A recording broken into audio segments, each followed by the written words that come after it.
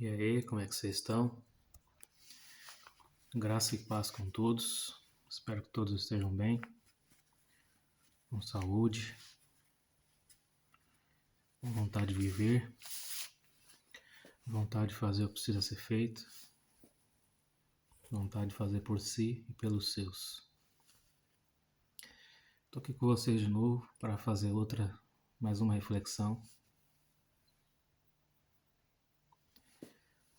Estava eu aqui a meditar sobre a parábola dos talentos. Se não me engano, acho que é Mateus 25. Eu acho que é isso. Não sou muito bom de guardar os números, localização. Mas enfim. E eu sempre meditei nessa parábola e, para ser sincero, não conseguia entender muito bem.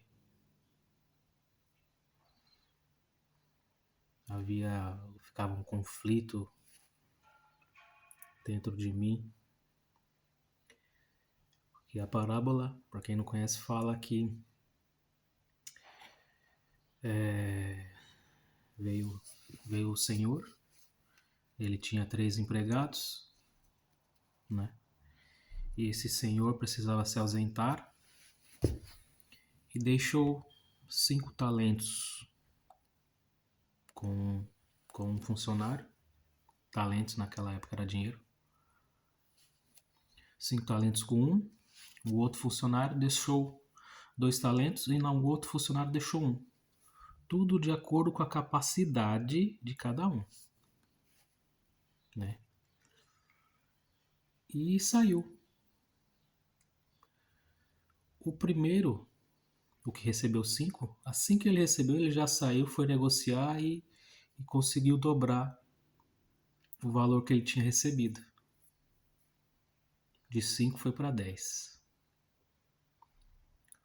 O segundo, que havia recebido 2, ele também saiu, acho que um pouco tempo depois, foi, negociou e conseguiu dobrar. Conseguiu 2. Mas o primeiro ele ficou com medo. Ficou com medo, receioso, por causa da fama do senhor dele. Que o senhor dele, como ele mesmo alega na parábola, dando explicação, né, dando desculpa, de que o Senhor ceifa onde não foi semeado. Acho que é isso. Ceifa onde não foi semeado. Então, com medo disso, com medo de perder o dinheiro do Senhor, ele pegou e enterrou o talento dele. Escondeu. Não multiplicou, não deu, apenas enterrou.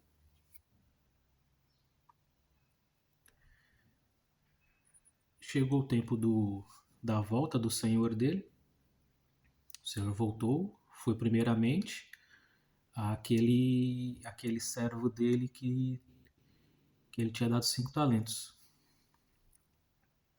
E prontidão, aquele servo chegou no Senhor e disse assim: olha, Senhor, tu me deste 5 talentos, eu dobrei e lhe trouxe 10. E o Senhor lhe disse: servo bom e fiel, no pouco me foste fiel, no muito lhe colocarei. Chegou o segundo, disse praticamente a mesma coisa. Olha, meu senhor, tu me deste 2 talentos, eu dupliquei os teus talentos. Tome aqui 4. E o senhor disse a mesma coisa. Servo bom e fiel. Foste fiel no pouco, no muito lhe colocarei. Aí chegou a vez do terceiro servo. Ele deu aquela desculpa que eu já mencionei. Senhor, eu estava com medo, fiquei com medo de perder o teu dinheiro, e sei que tu é bravo, né? Não tolera quem perde os talentos assim, não granjeia, não multiplica. E eu, como fiquei com medo de perder o teu talento, eu fui e eu enterrei. Tá aqui o teu talento. E devolveu aquele talento para o Senhor. E o Senhor olhando aquilo,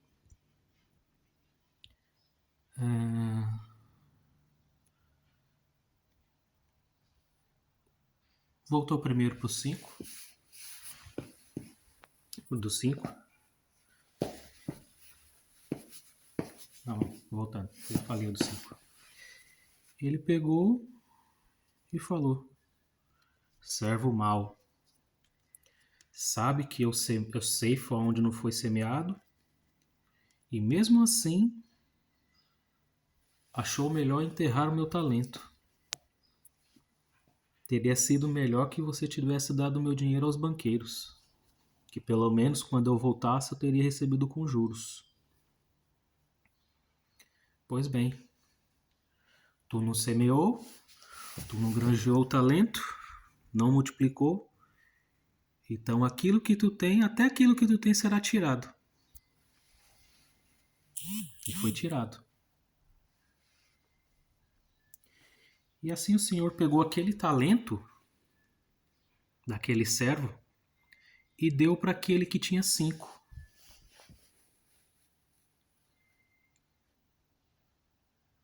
Aí que tá aí que ficava aquela coisa na minha cabeça. Mas se ele tirou esse talento por punição para aquele que tinha um só, não ficou sem nada. Agora, ele não tem nada. E por que foi dado para o que tem 5 e não para o que tem 2? É aí que ficava aquela coisa na minha cabeça, eu não conseguia entender e gerava uma certa turbulência. Vamos parar para analisar. Vamos fazer uma analogia com o mundo financeiro, o mundo das ações. Você como investidor, você tem 3 empresas para você investir o seu dinheiro, o seu capital. Tem uma empresa que tem uma capacidade de crescimento exponencial absurda.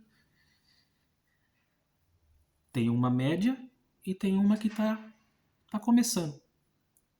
Está começando no mercado agora. Ninguém conhece, ninguém sabe como é que vai ficar. Tem uma certa incredulidade, não é? Enfim. Você como investidor, você teria... Vamos mudar a figura das línguas. Você teria 8 mil reais para investir. Tem que investir nessas 3 empresas. Obrigatoriamente você tem que investir nessas 3 empresas. Como é que você investiria esses 8 mil reais? Partindo da premissa que você tem que diversificar seus investimentos. Não pode investir num lugar só.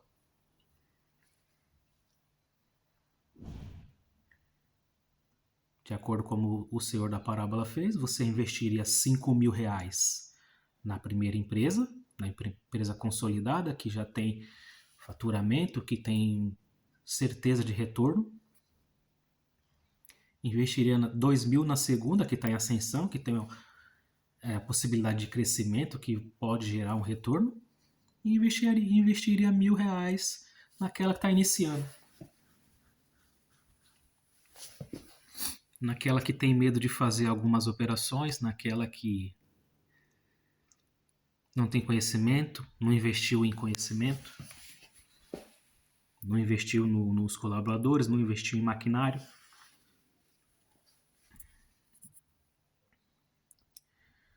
Se você, como ser humano, você vai investir no lugar que é onde pode te dar mais retorno,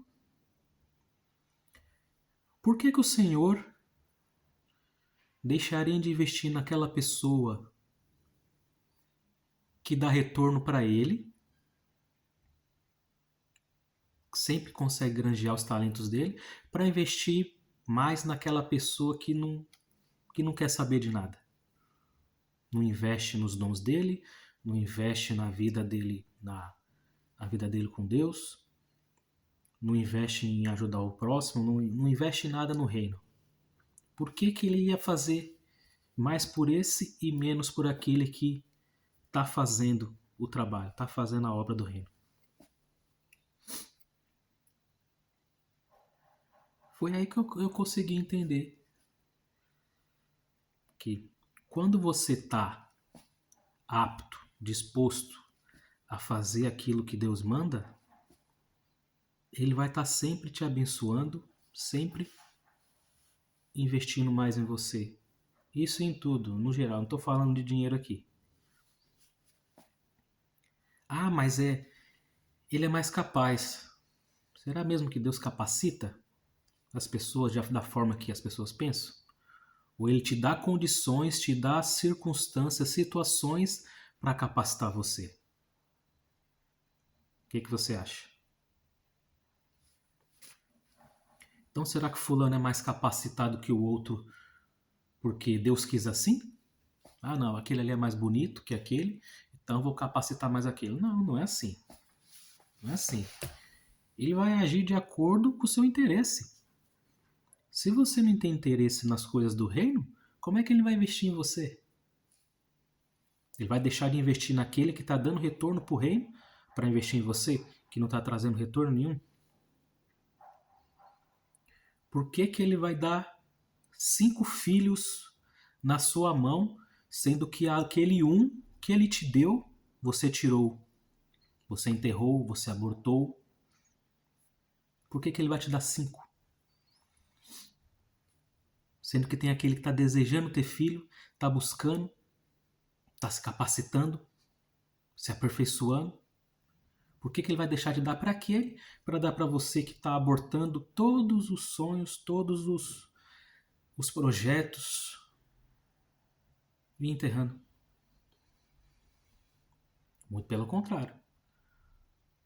Se você está enterrando, aquele pouco que você tem será tirado e vai ser dado para aquele outro lá que está buscando. É a justiça. Ah, mas isso não é justo. Fulano está sem nada para comer. E aquela pessoa que é rica tem muito, está sobrando. Fala, tá, mas ela ganhou aquele dinheiro? Ela roubou? Ou ela se capacitou, estudou, levantou cedo, foi trabalhar, se capacitou, enquanto os outros estavam dormindo, ela estava estudando, estava se esforçando, estava se aplicando, estava ajudando um, ajudando o outro, investindo aqui, investindo ali, indo atrás. Será que ela estava em casa chorando as mágoas e sentindo culpada, se sentindo vítima, se sentindo pena de si mesmo?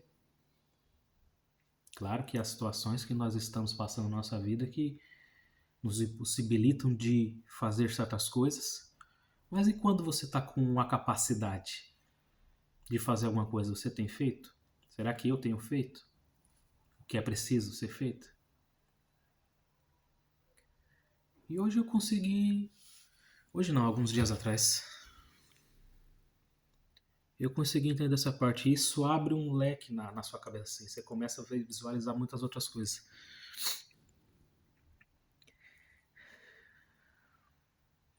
E isso será no reino. Quando o nosso Senhor retornar,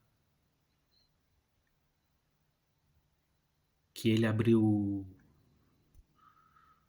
o livro da vida, Ele vai ver as obras que você fez. Será que você fez de acordo com o talento que você recebeu? Será que você ganhou pessoas para Cristo de acordo com a capacidade que Ele te deu?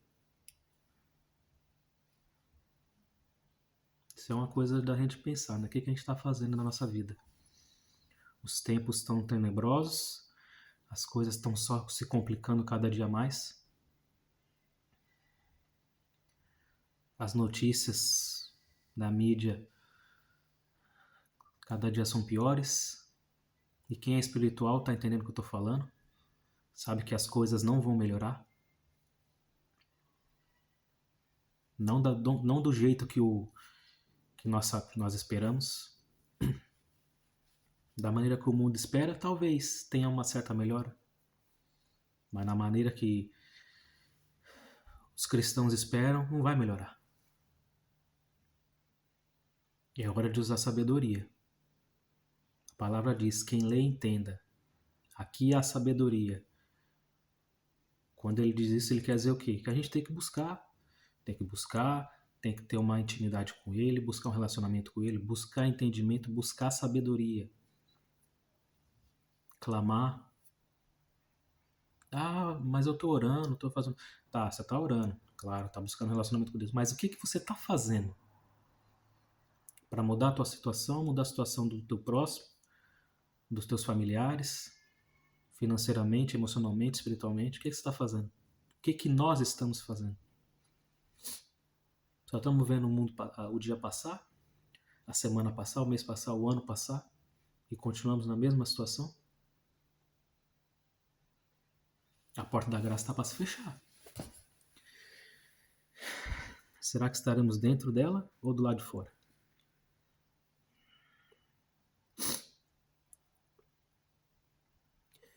Quando o Senhor dividiu esses 3 trabalhadores em categoria, realmente é uma divisão. O primeiro é o rei, é aquele que pertence aos reis e sacerdotes. O segundo, salvos. E o terceiro, o que aborta todos os sonhos, aborta tudo, que enterra os talentos, é o não salvo. Ah, Fernando, mas existe 3 categorias? Pois é. É muita coisa que você às vezes não aprende. Os líderes não têm ensinado certas coisas.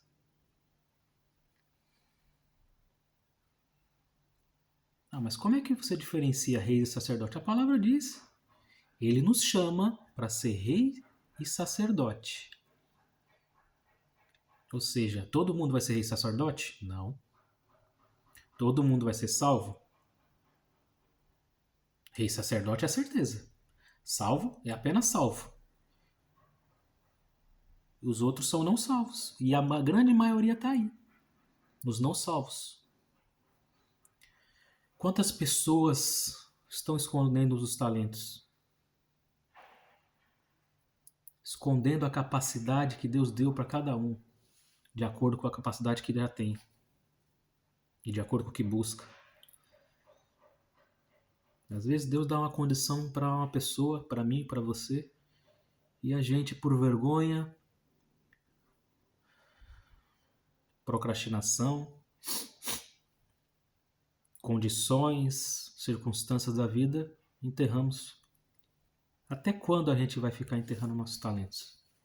Até a hora que ele voltar e não tiver mais como fazer nada? Até quando? Essa é a pergunta que eu quero deixar para você, para mim e para nós todos. Até quando vamos enterrar os talentos que Deus nos deu? Tá bom? Fiquem todos com Deus. Deus abençoe a todos.